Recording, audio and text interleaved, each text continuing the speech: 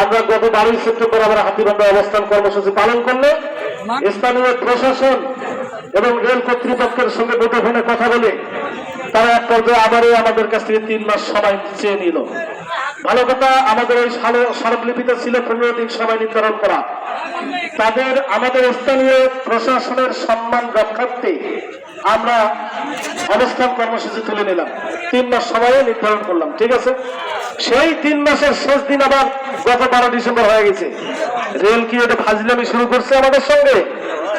ফাজলামির একটা লিমিট আছে। আমি যতটুকু জানতে পেরেছি আমাদের লালমনিরহাট জেলা প্রশাসক মহোদয় আমাদের এখানে আছেন, পুলিশ সুপার মহোদয় আছেন।